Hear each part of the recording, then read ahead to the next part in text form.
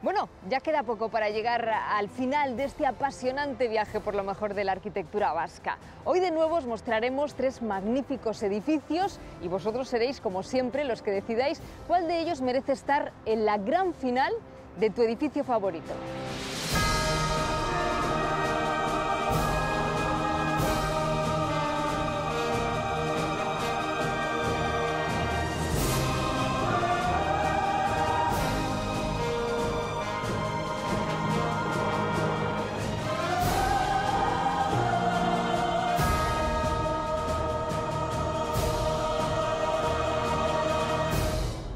Nunca hubiera imaginado que había alguna relación entre las bases americanas de los años 50 y Aránzazu. Pues la hay. ¿Y qué siento yo aquí? Bueno, pues si tuviera que resumir en una palabra ese sentimiento, sería el de libertad, ¿no?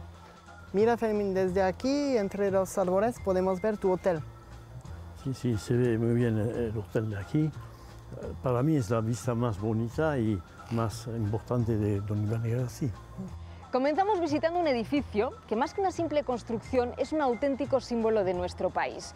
Fue una revolución arquitectónica que seguramente rompió los esquemas mentales de más de uno. Este santuario espiritual y arquitectónico se encuentra en el corazón de Guipúzcoa y es el edificio favorito de mi compañero de profesión, Juan Carlos Echeverría.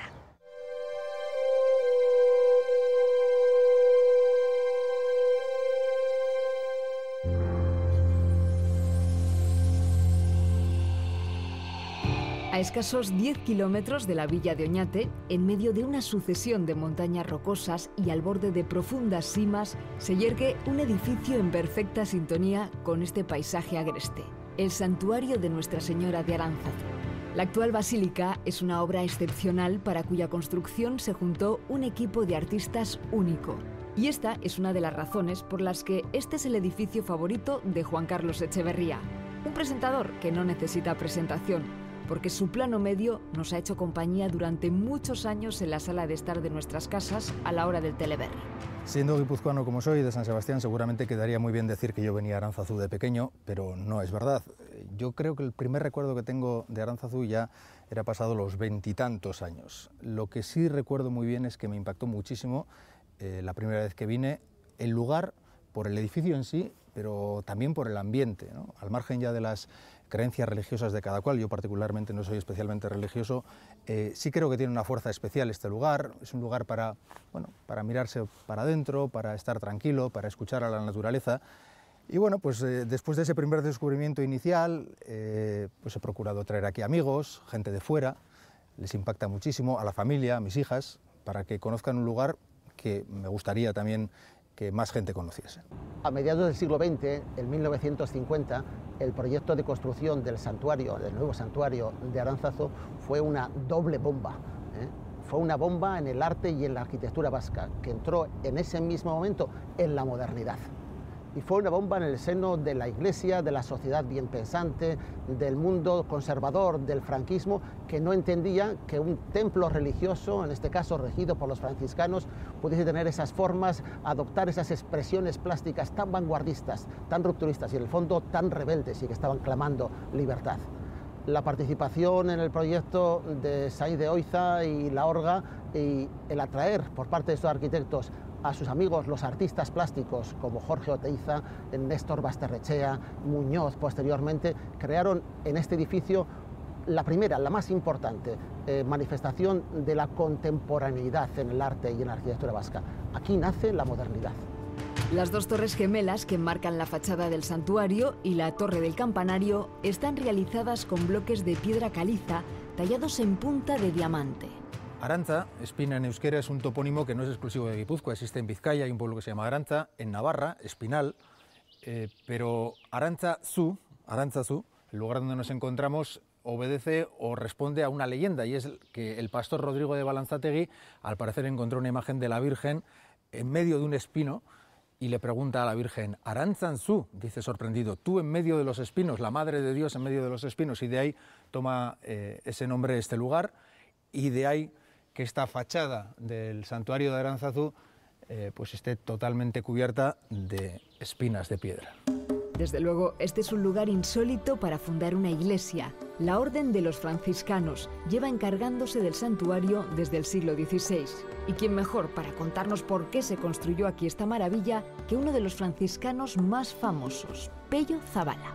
La hipótesis, que puede ser alguna vez tesis, sería que los peregrinos del norte de Francia, en este caso de Bélgica y Holanda, pues venían con una pequeña imagen a ver a qué peregrinos a Santiago, a qué cura le podían vender los peregrinos que iban por el camino de los Reyes de Navarra. Y claro, Urbía a 1200 y pico, cualquier día está con niebla o si no está con nieve, vamos. Sí. Y ahí se han podido perder, perdidos pues han seguido al río. Y aquí, cuando ya van sin comida, sin viandas y tal, pues lo dejan en un árbol, el árbol que mejor cobija, que es el espino, precisamente. Cuando en el año 1469 el joven pastor Rodrigo de Balanzategui encontró una estatuilla de la Virgen entre un espino florecido, el pueblo lo interpretó como algo milagroso, una aparición, y decidieron construir una ermita. Al principio las autoridades quieren en Oñate, que esté a mano de todos. Y hay otras sensibilidades que se van a juntar pronto en una cofradía, y entre ellas sobre todo Juana de Arre. Una mujer, ¿eh? Una mujer, sí. Era una mujer además de cierta cultura que pues hacía curaciones y cosas de estas, y con hierbas y tal. Incluso fue llamada por la reina a Madrid y estuvo un par de veces. Se hizo aquí una pequeña casa, que incluso estuvo aquí mismo, y desde aquí atendía a los peregrinos que llegaban. Aquella primitiva ermita fue evolucionando hasta sufrir una gran transformación en los años 50 del siglo XX.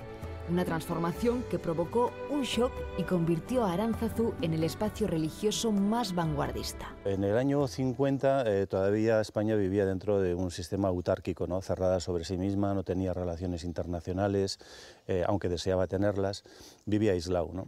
Pero a partir del año 51... los Estados Unidos necesitan instalar bases militares en España y empieza a hacer un acercamiento al gobierno de Franco para poder instalar básicamente las bases de Rota y de Zaragoza. Pero en ese acercamiento le piden al gobierno de Franco que por favor un poco de apertura, porque la relación con aquel régimen era impresentable, ¿no? Y esa apertura se manifiesta en primer lugar en la arquitectura. Nunca hubiera imaginado que había alguna relación entre las bases americanas de los años 50 y Aránzazu. Pues la hay. Esta apertura les dio a los arquitectos Luis Laorga y Sáenz de Oiza la posibilidad de modificar los planos y proyectar una iglesia revolucionaria. Al proyecto se unió un grupo impresionante de artistas. Oteiza es el primero que se incorpora. Seguida se incorpora un poquito más tarde y lo hace por invitación directa de Oiza. Oiza le conoce y le dice, oye, venga, te encargo las puertas, y las hizo. Se hace otro segundo concurso más adelante, en el año 60, que gana Lucio Muñoz, y es a partir de ese momento cuando se hace el retablo que realmente existe en la actualidad. Basterrechea es invitado por el equipo, por los franciscanos, sin concurso, a hacer las pinturas de la cripta. Las vidrieras pues las hace un franciscano de la casa que tenía cualidades artísticas, Eulate, que lo hace muy bien. Todo este talento supuso el inicio de la modernidad en la arquitectura vasca del franquismo. La entrada a la iglesia está vigilada por los asombrosos apóstoles de Jorge Oteiza. ¿Por qué son así? Bueno, en primer lugar remiten formalmente a un cuerpo, ¿no? A un cuerpo y con una cabeza, ¿no? Perfectamente reconocible. Quizás lo menos reconocible sea el cuerpo, por el hecho de que están abiertos en canal, ¿no? Están desventrados, ¿no? Mostrando la interioridad, como diciendo no tenemos nada que ocultar, ¿no? Mostramos todo lo que somos y somos humanos y además abiertos a recibiros. La Iglesia Católica no se lo tomó bien. No aceptaba una obra tan vanguardista como esta. El obispo de San Sebastián ordenó una paralización preventiva de las obras y el nuncio del Vaticano la hizo definitiva.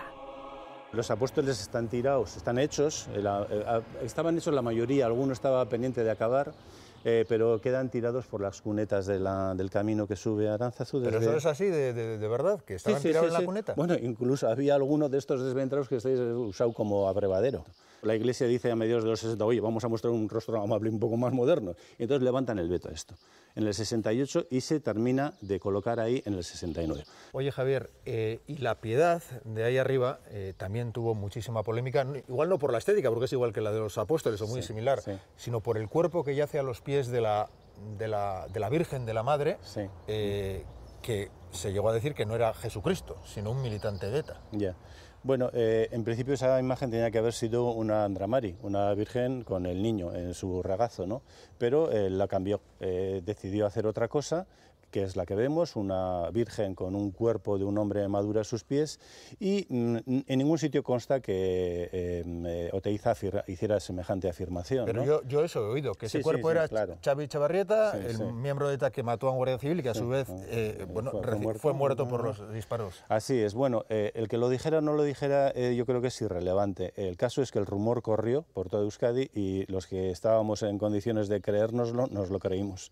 Y funcionó, de hecho, con ese convencimiento simbólico, ¿no?, que tuvimos todos de que ese era Xavi Etxebarrieta. Bajo los apóstoles se abren las grandes puertas de hierro de Eduardo Chillida. El encargo que recibe Eduardo Chillida procede de uno de los arquitectos, de Sáenz de Oiza, que se dirige a él para hacer estas puertas, que están resueltas de una forma completamente abstracta. En muchas iglesias famosas, las puertas principales tienen nombres como Puertas del Paraíso o de la Gloria. Pero a Chillida, el descenso de esta escalinata le parecía una bajada al centro de la tierra o al mismísimo infierno. Y con ese nombre se quedaron, las Puertas del Infierno. Son de hierro forjado, o sea que en el fuego estuvieron. En el fuego estuvieron. Bueno, vamos para adentro. Vamos. El interior de la iglesia es un espacio más convencional que el resto. La planta de la iglesia es lo que más se parece al proyecto original. Se debe a que está condicionada por la base de la iglesia antigua. Aquí dentro de la iglesia se puede percibir el desarrollo de los muros que recogen una de las pocas cosas que el proyecto que ganó el concurso desplegó sobre el suelo. Un suelo que había que aprovechar, es el mismo suelo que tenía la iglesia anterior. Esta parece una iglesia normal con planta de cruz, pero la percepción del espacio cambia cuando uno se acerca al altar. El retablo es impresionante. El retablo de Lucio Muñoz tiene en primer lugar unas dimensiones imponentes, monumentales. No hay retablos de esta magnitud, yo creo, no sé cuántos metros cuadrados de superficie son, pero vamos, estoy seguro que no hay ninguno de esta magnitud en ningún otro lugar. Todo el ábside esté forrado por el retablo, cuando normalmente suele ser el frente, ¿no? Claro. No los laterales. Pero bueno, luego la siguiente cuestión que llama la atención de este retablo es el origen de la luz. Hay un gran ventanal ahí arriba, que eso es una idea genial de Oiza y la Orga, que sirve para iluminar sin que tú veas de dónde procede la luz. Lo que le da esa magia cenital, ¿no?, de que bueno, la parte superior que evoca pues una especie de nubes o de cielos o algo así ahí arriba, pues está más clara que la parte terrenal, la parte de abajo donde está la zarza, que está más oscurecida, ¿no? El retablo da al recinto un aspecto de cueva. Es una evocación del paisaje de los barrancos que rodean a la iglesia.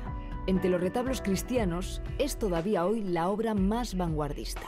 Los materiales que utilizó aquí Lucio Muñoz son los que le caracterizaron toda la vida: la madera, la arena, el color. Has dicho la madera, pero a mí lo que me alucina de este retablo, lo que me gusta, es que no parece madera. ¿Qué le hacía Lucio Muñoz a la madera? Bueno, pues la embadurnaba a veces con arena, a veces con virutas de la propia tabla que tenía por allí. Es decir, él se enguarraba bastante, trabajaba muy en sucio y luego mezclaba color también, y luego le pegaba todo y un aglutinante para que lo endureciera y se quedara rígido, y bueno, ese eran sus materiales, ¿no? En medio del retablo está la causante de todo, la talla original de la Virgen de Aránzazu junto a un cencerro que hace alusión al pastor al que se le apareció. Siempre me ha llamado la atención lo pequeñita que es esa Virgen en medio de todo este enorme espacio. Nunca tuvo hasta hace muy poco tiempo este aspecto, ¿no? Porque este aspecto de la Virgen, la talla tal como es,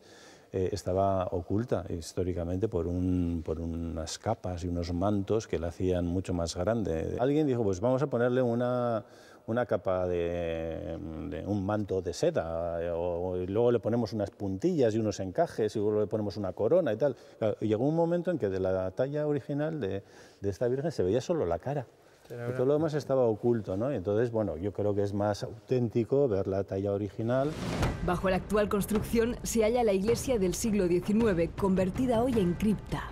En sus paredes están las pinturas de Néstor Basterrechea, que nos muestran la evolución del ser humano y Cristo resucitado. Aquí Néstor Basterrechea tuvo el encargo a principios de los años 50 de hacer una decoración pictórica mural. Y la empezó, de hecho, dibujó sobre los muros encalados de la capilla unas figuras que fueron vistas por los curas, por algunos de los curas del monasterio, como potencialmente problemáticas. Y no tuvieron mejor ocurrencia que borrar las figuras de Basterrechea. Basterrechea se enfadó, no quiso volver a tener nada que ver con este trabajo, hasta que muchos años después, ya a principios de los 80, le encargaron, en fin, hubo una reparación por aquel daño que se le hizo y le encargaron la realización de estas pinturas, que lógicamente ya responden estilísticamente a un momento más maduro, más evolucionado de Basterrechea, como es el de los años 82, 83, 84. O sea que no es lo que uno espera encontrar en una cripta de una iglesia, ¿no? Color, formas, no sé. Sí, había gente que decía que recordaba una discoteca, pero bueno. Sí, una discoteca de los años 80. Yo me acuerdo, Javier, cuando entré en la cripta, a mí los ojos se me fueron al Cristo. Cristo. Aparte de porque está en el altar, claro. Porque nunca había visto un Cristo tan cabreado. Te lo digo de verdad. Rojo, no sé si de ira. Sí, está enfadado, ¿verdad? Y además con esa musculatura lo hace todavía más impresionante, ¿no? Hay una insinuación de cruz muy leve, una cruz un poco deformada. En los brazos parece que los tiene extendidos fuera de la cruz, ¿no? O sea, como es que se está saliendo de ella. Sí. Pero efectivamente es ese rojo intenso lo que da un aire violento al personaje, ¿no? Un dios un poco atemorizante, ¿no? Aquella virgen que encontró un pastor con el tiempo se convirtió en la patrona de Guipúzcoa. Arantxa, la expresión con la que aquel pastor se dirigió a la Virgen, es hoy un nombre común en todo el planeta. Este es un lugar para la meditación y la búsqueda. Es un espacio único que sobrecoge. Por cómo se integra en un entorno natural espectacular, por lo valiente de la apuesta, porque rompió con todo lo convencional, con todo lo establecido, por todo lo que ayudó a un cambio social que era necesario en Euskadi y por la cantidad de talento artístico que se concentra en este santuario de Aránzazu. Por todo ello es mi edificio favorito y me gustaría que fuese tu edificio favorito. Podréis votar por el santuario de Aránzazu como vuestro edificio favorito al final del programa. Y del corazón de Guipúzcoa al corazón de Vizcaya, porque en Guernica se alza otro de los símbolos de todos los vascos. Es el edificio favorito de Andoni Ortúzar. Y aquí todo gira en torno a un árbol.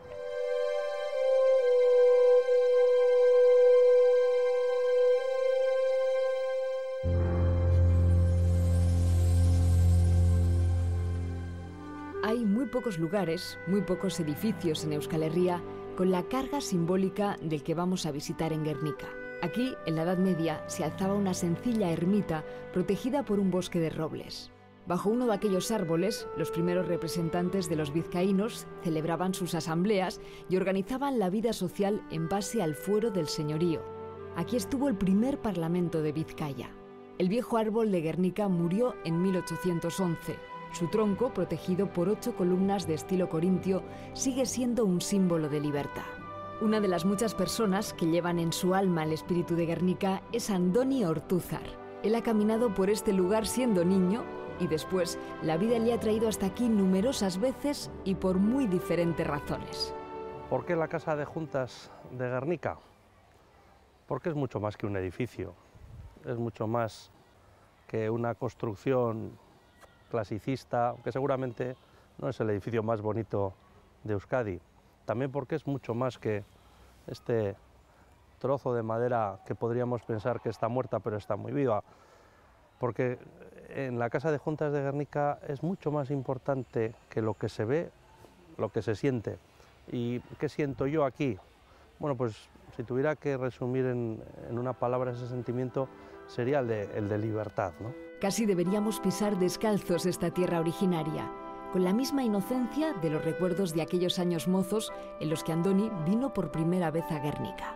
La primera vez que vine a Guernica tendría yo unos 10 años, creo recordar. Desde luego vivía Franco, vine con mis aitas, con mi aita y con mi ama, y ya noté que me traían a un sitio especial, ¿no? Yo ya tenía para entonces en la retina también una foto que había visto en casa de este sitio aquí, justo enfrente de esta verja y enfrente del árbol, de una persona muy vestida, muy humildemente, con abarcas, que agachaba la cabeza en señal de respeto al árbol, y era el cartel, creo recordar, del haber Rieguna prohibido, del 64. A partir de entonces, Guernica ha sido para mí pues un lugar, la Casa de Juntas, casi de peregrinaje obligatorio, ¿no? Aquí he pasado buenos momentos, he asistido a actos históricos que han marcado la vida política e institucional del país, y cuando a veces uno no sabe dónde ir para pensar, pues Guernica y estos jardines suelen ser uno de los sitios a los que vengo. La Casa de Juntas de Guernica es un conjunto muy singular, muy especial por su tipología, porque es prácticamente única, es uno de los primeros edificios destinados a sedes de parlamentos en Europa y en el mundo, por tanto, y también muy singular por cómo fue concebida. Surge del intento de ennoblecer, de darle dignidad a una vieja institución medieval que eran las juntas que se reunían al pie del árbol sagrado en defensa de los fueros, las tradiciones, los privilegios y las libertades de los vizcaínos. Hay que reconocer que la vemos hoy en día incompleta porque el proyecto inicial nunca se llegó a terminar. Y también que la vemos un poco asfixiada por el crecimiento de los edificios de Guernica en torno a su alrededor. Cuando estaba pensada para ser un edificio único y solitario encima de una colina rodeada de un bosquecito de robles, debió de ser espectacular. En este momento, más allá de sus valores arquitectónicos, lo que destaca sobre todo de ella es que es un símbolo, el primero, el más importante de los símbolos de los vascos. Muchos de los que vienen a la Casa de Juntas de Guernica acostumbran a fotografiarse ante el joven roble, con el fondo de la tribuna juradera, y pocos saben de su importancia, aunque la historiadora Ana Belén Alberdi, ahora jefa de protocolo de la Casa de Juntas, conoce al dedillo el significado de este templete. Bueno, la tribuna es de la época y del estilo de la Casa de Juntas, que ya sabes que es un diseño de Antonio Echevarría, de estilo neoclásico. El edificio se construye en 1826 y con esta tribuna Antonio Echevarría quería de alguna manera recordar aquel primitivo solio que se colocaba, que una especie de palio, para establecer el lugar donde los señores de Vizcaya debían de jurar frente a los diferentes representantes de los diferentes pueblos de Vizcaya ese título de señor de Vizcaya. Contaban con la presencia de la pequeña ermita, cuando llovía acudían, se resguardaban en esa pequeña ermita, y luego ya las reuniones cada vez con más frecuencia se celebran dentro de la ermita. Sí, y el árbol pasa a ser ya un elemento importante, pero más simbólico que, ¿no? Efectivamente, sí. Antes las reuniones se celebraban siempre bajo a la sombra del árbol, pero luego las reuniones se están desarrollando en un espacio creado ex professo más adecuado para el desarrollo institucional. Bajo este pórtico que acoge la tribuna se han celebrado infinidad de ceremonias políticas.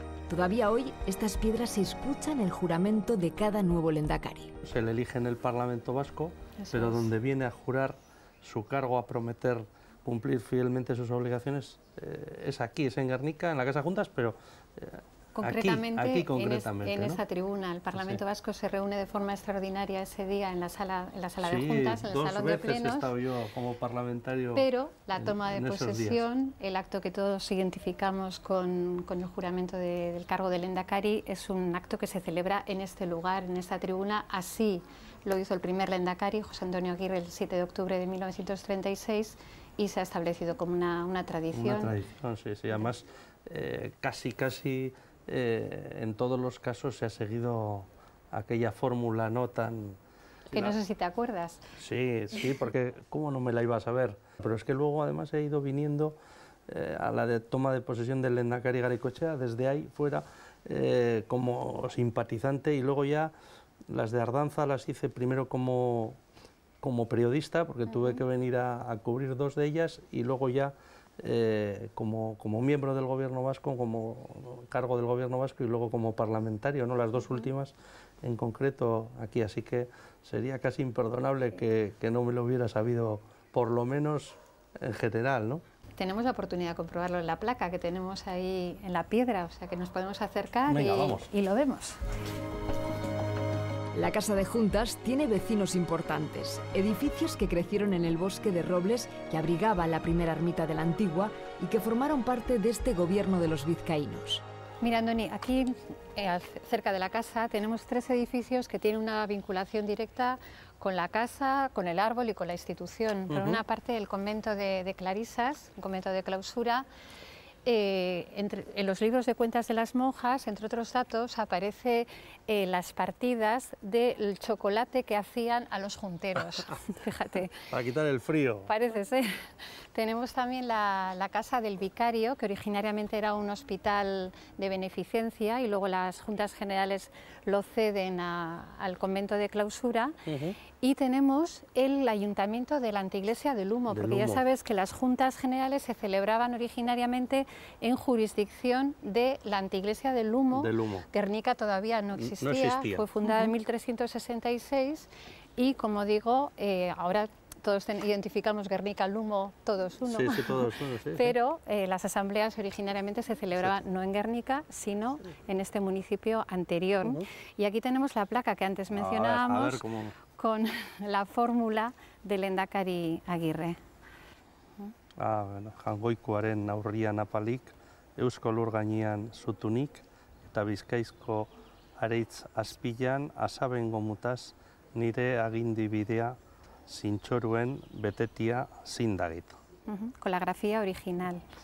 Probablemente lo mejor de la Casa de Juntas es que es un lugar vivo, donde cada día se hace política y sociedad. Ahora preside las sesiones Ana Madariaga. Yo, si quieres, sé que aquí has estado muchas veces. Sí, he pasado yo algunas horas aquí en mi época de periodista, y la verdad es que he tenido mucha suerte porque he visto cosas muy importantes y que han marcado la historia del país, así que encantado, te sigo. Pues te invito a pasar al Salón de Plenos de una de las instituciones más antiguas de Europa. Yo siempre que he venido aquí he tenido la impresión, desde verlo de fuera, que es mucho más grande de lo que luego aquí es, ¿no? Sí. Es una bombonera. Recogido, es un parlamento recogido e impone, al orador le impone. Todavía quedan vestigios, además. Ahora sí, que ahí se ven las pilas del agua bendita. Y bueno, y luego allí también el altar, ¿no? Porque allá detrás está la mesa presidencial, el altar, y ahí están ahora los letrados. O sea, que casi eres la sacerdotisa bueno. La paisa del lugar. Del templo de la ley vasca, ¿no? Sí, aquí se fabrican las normas vizcaínas, se gestiona la economía, se planifica el futuro. Aquí ahora los representantes, los junteros vizcaínos, lo que hacemos es llevar el impulso y el control de la acción de la Diputación como ejecutivo, y nuestra producción no son leyes en el Parlamento. Aquí en Vizcaya son normas, nuestra producción son normas forales. Quizás destacaría la norma foral de presupuestos, herramienta fundamental para que luego la Diputación pueda llevar a cabo todas las materias en las que somos competentes, ¿no? En acción social, en cultura, en medio ambiente, obras públicas y, como no, en todas nuestras normas forales tributarias y fiscales, los ¿no? Impuestos, los impuestos que pagamos se deciden aquí. Bueno, eso es importante, importante, muy importante. Muy importante.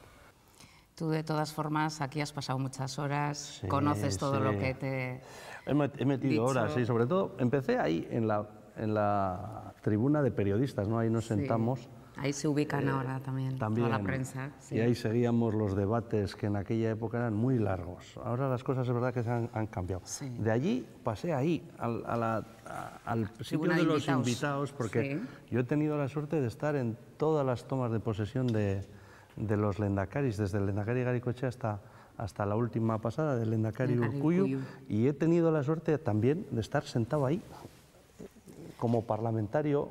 La verdad es que es un sitio que impone, vengas como vengas. Yo suelo decir que la historia pesa aquí. Sí, se siente mucho, ¿no? Las paredes tienen una lectura interesante, como si fueran pequeños cuentos de verdad, en curiosas leyendas y en singulares retratos. Un buen entretenimiento. Antes te decía que he pasado muchas horas aquí y te tengo que hacer una confesión porque muchas veces vuestros debates, bueno, no es que sean aburridos, pero ¿no? Son largos, ¿no? Y hay veces que la cabeza te vuela, ¿no? Y una de mis maneras de pasar el tiempo era mirar los cuadros, ¿no? Porque en las leyendas estas, además de probar si tenía bien la vista, ibas cogiendo también la percepción de cuál ha sido nuestra historia, ¿no? Y siempre ha habido dos que me han llamado mucho la atención. El primero, el de Lope de Vizcaya, que pasa por ser nuestro primer señor, ¿no? De Vizcaya. Y que siempre me ha fascinado que lo primero que pone en la leyenda es Lope de Vizcaya, corsario, robó a doña... ¿no? O sea, que tuvimos un primer señor de armas tomaria, ¿eh? Y luego también hay una historia muy bonita que es la de Nuño de Lara, ¿no? Que fue nombrado señor de Vizcaya con 3 años, el pobre.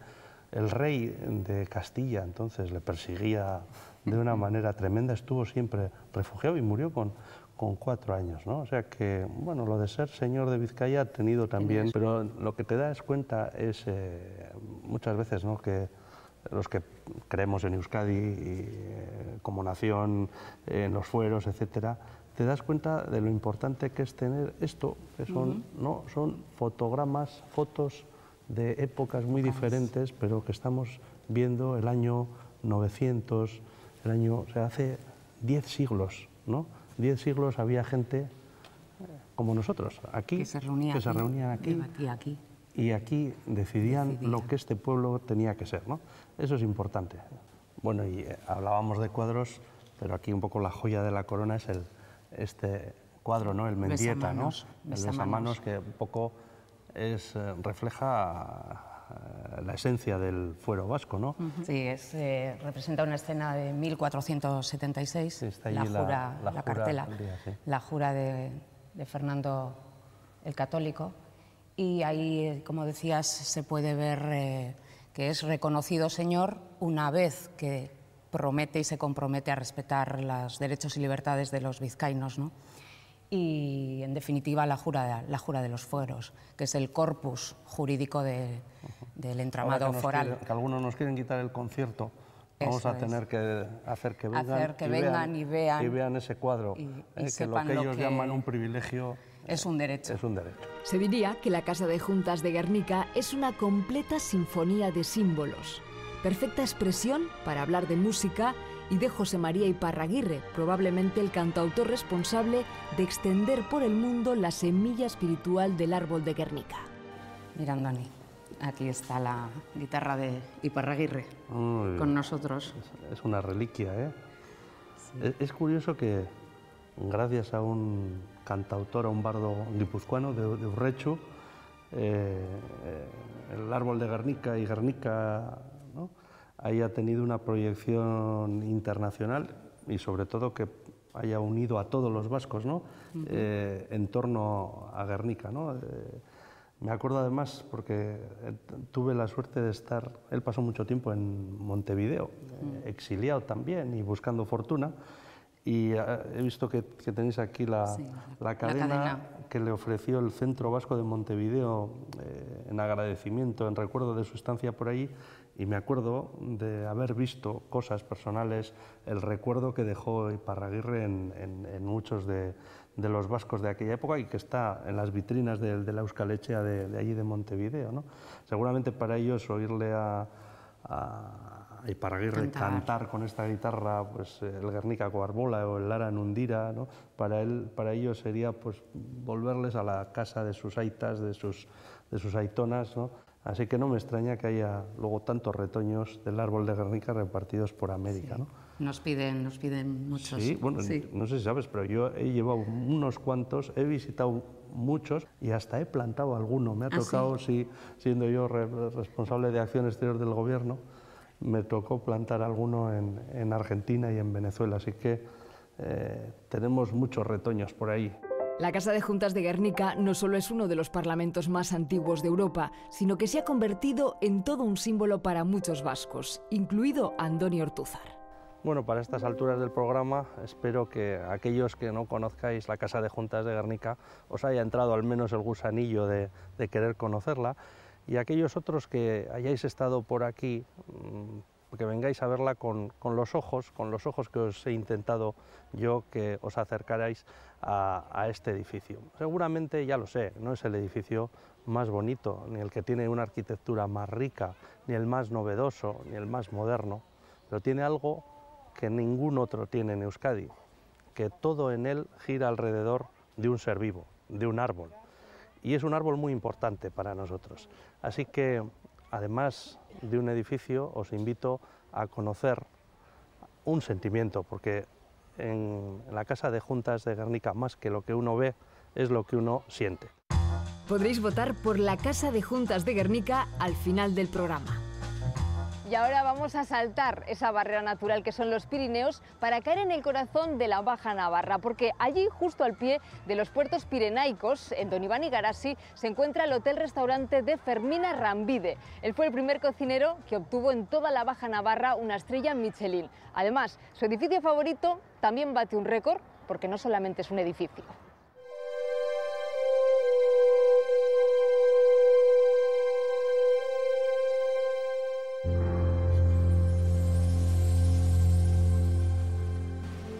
Don Iván y Garasi es la capital de la Baja Navarra y desde hace siglos es lugar de paso para innumerables viajeros y peregrinos. Han pasado más de 800 años desde que el rey navarro Sancho el Fuerte mandara fortificar una villa a orillas del río Robi sobre uno de los más importantes caminos que siempre cruzaron el Pirineo. Hoy en día las fortificaciones siguen encerrando el casco antiguo en varios anillos de murallas. Y es que este fue el bastión que defendió durante largo tiempo el reino de Navarra frente a los ataques castellanos. Actualmente Sant Jan de Piedeport sigue siendo un hervidero. Viajeros, caminantes y peregrinos cruzan, como vienen haciendo desde hace siglos, las callejuelas medievales y los puentes sobre el río. Fermín Arrambide es uno de los cocineros más reputados de Francia. Su restaurante, del Hotel de Pirineo, llegó a tener 2 estrellas Michelin. Este antiguo albergue de diligencias, al pie del puerto pirenaico, siempre ha estado mirando a las murallas de Don Iván y Garasi. Cuando fui pequeño aquí, yo pasé todo el momento de niño frente a esta muralla, que para mí es un sitio muy bonito que estamos reformando ahora. Cuando fuimos pequeños jugamos a los gendarmes y a los, la policía y los ladrones, ¿no? Y nos jugamos en el camino de ronda de esta muralla. A esta época no tenemos aquí la televisión, porque la televisión viene después, y hemos pasado mucho tiempo con esta muralla, y yo pienso que es para nosotros es una parte de nuestra juventud. Desde hace 2000 años, desde época romana, una de las llaves de la península ibérica, de las 3 únicas llaves o vías de entrada a la península ibérica, ha sido los puertos de Cice, el puerto de Ibañeta, que es como le llamamos en la actualidad. Quien tiene la llave de esa cerradura es la ciudad al pie de los puertos, San Juan, Sant Jan de Piedeport.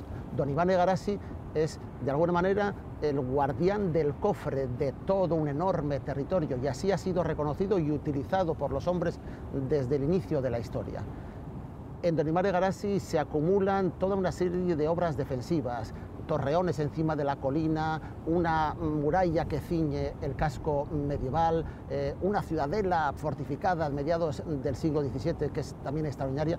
Es un auténtico museo vivo y actualizado, perfectamente conservado, de la mejor arquitectura militar de la historia de Europa. Por eso tener Don Iván y Garasi y sus fortificaciones es un auténtico privilegio, es un hecho excepcional.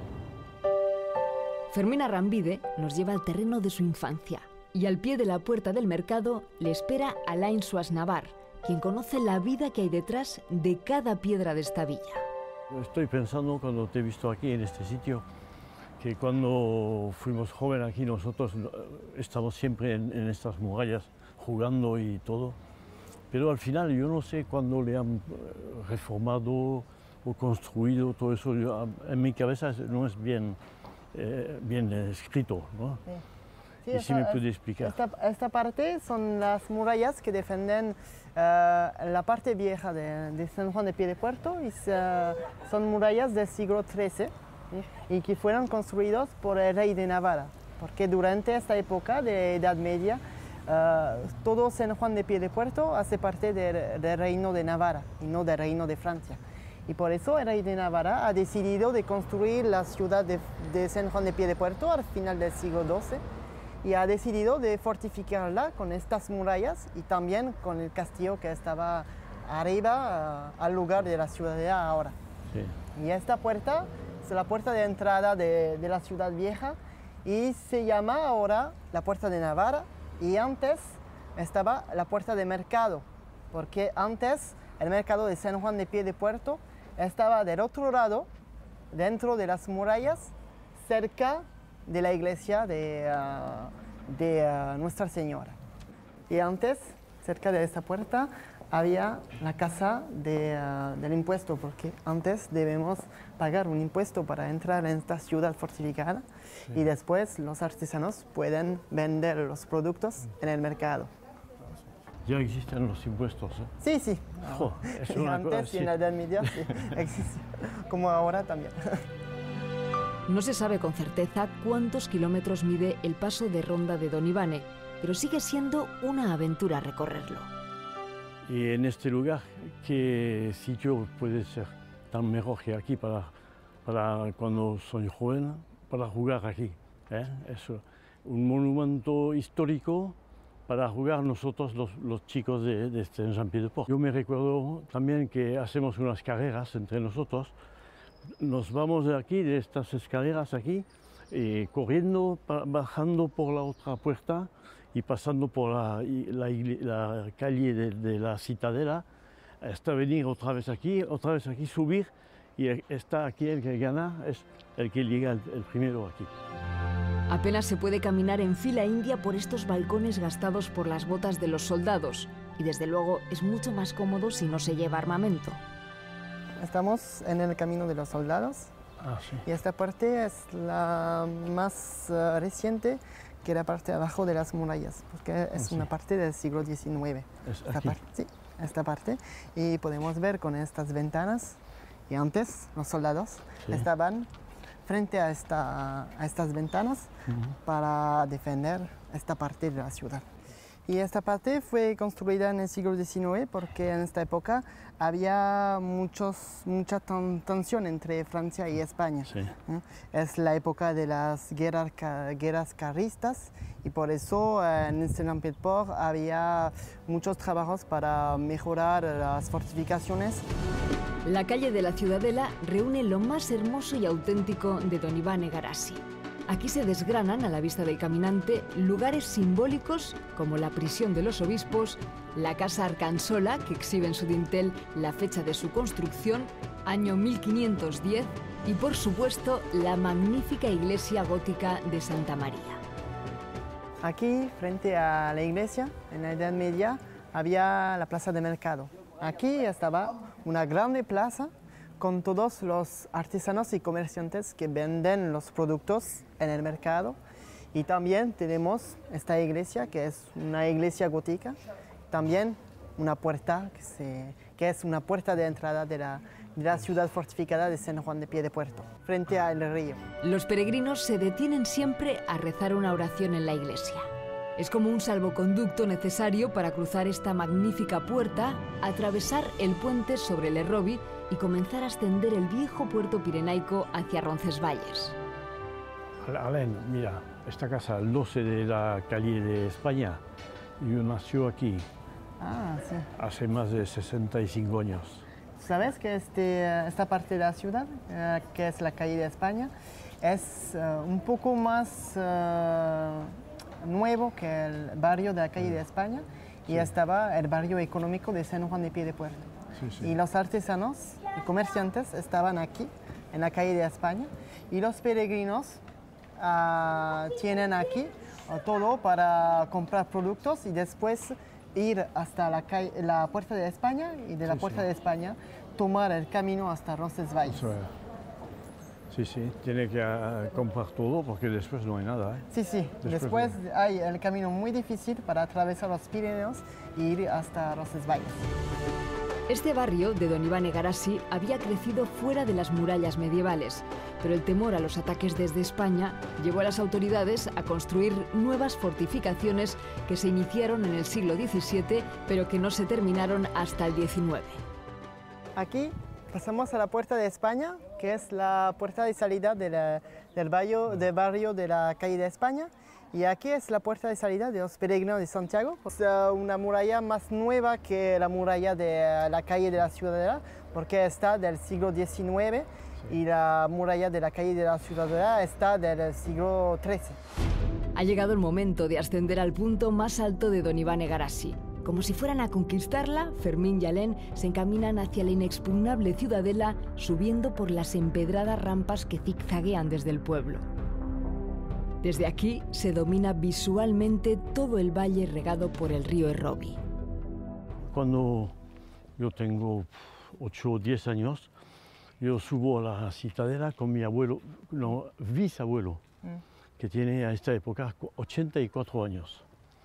Y él por la mano me ayuda a subir, porque es un poquito difícil, un poco más grande. Después pasamos por la escalera, corriendo lo más rápido que a ver quién llega el primero encima, a la cima, y contamos los números de escalón.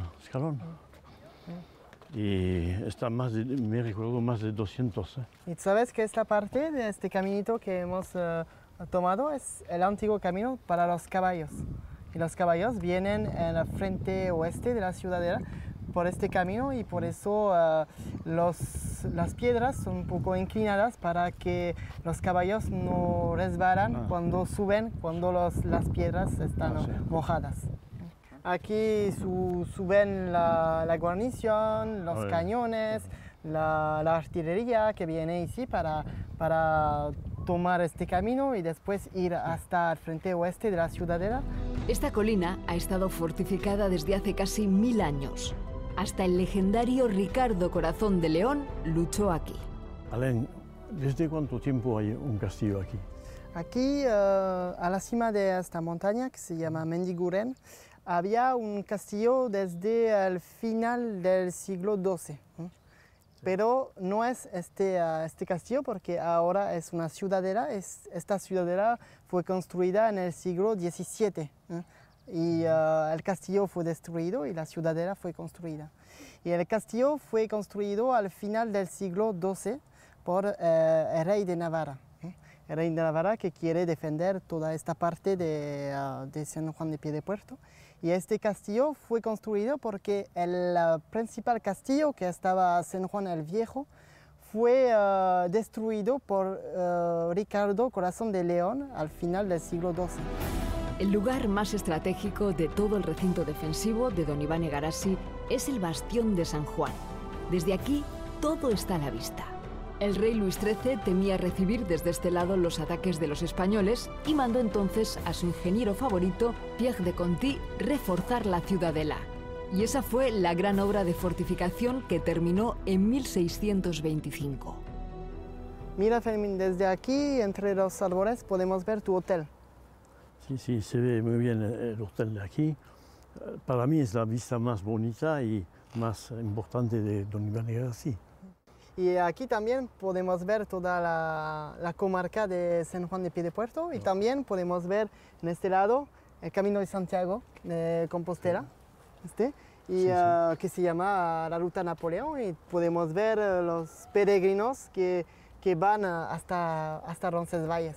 ¿Y cuántos peregrinos pasan cada año aquí? Aquí, San Juan de Piedepuerto es una etapa muy importante en el Camino de Santiago, porque es la etapa San Juan de Piedepuerto, Roncesvalles, y el año pasado, en 2012, había 45.000 peregrinos que pasan por la Casa de los Peregrinos al 39 de la calle de la Ciudadela. Los turistas no pueden entrar en el patio de la Ciudadela, aunque sí pueden hacerlo los estudiantes de Don Iván Egarassi, que acuden cada día al colegio, creado aquí hace casi 50 años. Tú es una persona que puede contar todo lo de la Citadela, fue director aquí durante años. Fue durante 6 años director y no gobernador del establecimiento. La Citadela está abandonado por los militares en 1920.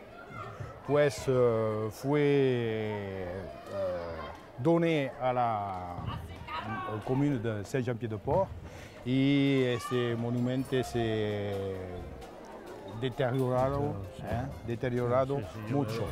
Un buen número de niños vascos vivió en estos cuarteles durante la Guerra Civil Española. Y de nuevo, los militares se acuartelaron aquí en el año 1939, al estallar la guerra con Alemania. Pero las órdenes marciales y los toques de corneta dejaron de oírse definitivamente en estos patios en 1960. Ya no queda ningún rastro de aquel primer torreón fundado bajo este suelo de la colina Mendiguren, pero aquí comenzó la verdadera historia de las fortalezas de Don Iván Egarassi. Ici, il y avait un donjon.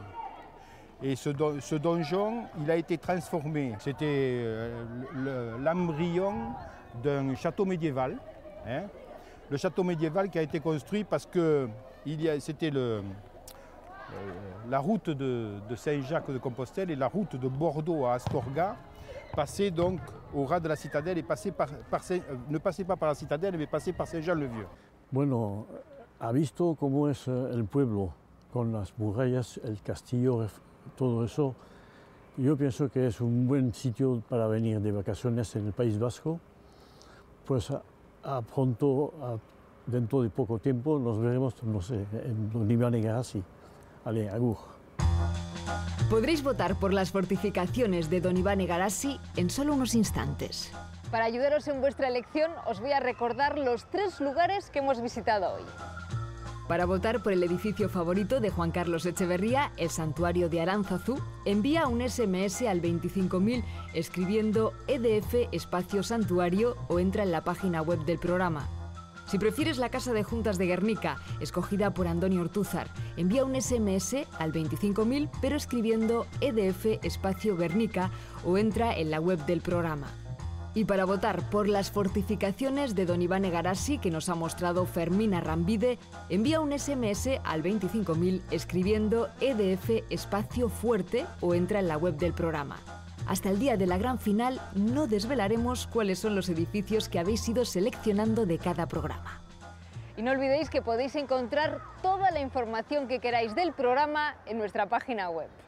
La semana que viene, la mejor cocinera del mundo, la donostiarra Elena Arzac, nos revelará por qué su edificio favorito es el Museo Guggenheim de Bilbao. El también guipuzcoano Jesús Eguiguren nos confesará su debilidad por uno de los grandes símbolos de los vascos, el Santuario de Loyola. Y la estellesa Laura Mintegui nos guiará por su pueblo hasta descubrir una de las mayores joyas de la arquitectura vasca, el Palacio de los Reyes de Navarra. Ya lo sabéis, estamos buscando el mejor edificio de la arquitectura vasca y necesitamos que nos ayudéis. Queremos saber cuál es tu edificio favorito. Hasta la semana que viene.